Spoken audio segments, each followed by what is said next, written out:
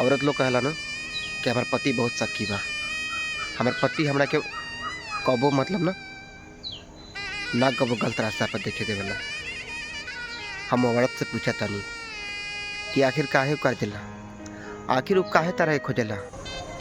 कहीं ना कहीं तारा से बहुत ज़्यादा प्यार करेला। तो कोनो भी ऐसा गलत काम करेलू ना, तारा के टोकेला कि तू ऐसा काम काहे करत रू, तू काहे ऐसा गलती करत रू, तू मत करा। अकेले से ना कबो आदमी सुख शांति से ना रह पाई। पति बा तारा से बेसी ना वो पति बहुत दुनिया घूमल बा, और जब वो दुनिया घूमल बा ना तारा कबो गलत रास्ता पर ना जाती। सच्चा पति तारा से जब प्यार करता ना, तारा के हमेशा हर बात पर काहे शक करेला, तारा के हमेशा हर बात में तारा काहे खोजेला। कहीं ना कहीं तारा के बहुत ज़्यादा मानता, बहुत ज़्यादा खोजता और बहुत ज़्यादा तारा से प्यार करता।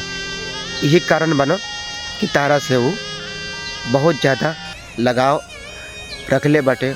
अगर पति तारा का ना पूछी ना, अगर पति तारा का ना पूछी ना खोजी ना, तो समझ जाइए कि पति के प्यार हमारा दिल में नहीं है। जौन मर्द और अपना मेहरारू के अगर ना पूछे ना, अगर ना खोजे ना, हर बात पे हर चीज़ पे ना डांटे, तो समझ लियो पति वो औरत से उतना प्यार ना करेला।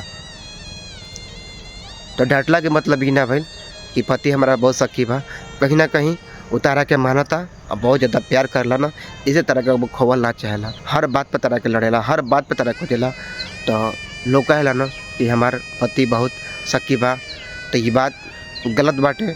कबो खोजता पति तरह के ना, कबो तरह खाती अच्छाई खाती ही करता। तो ऐसे कबो बात पति के गलती ना सोचे के चाहिए।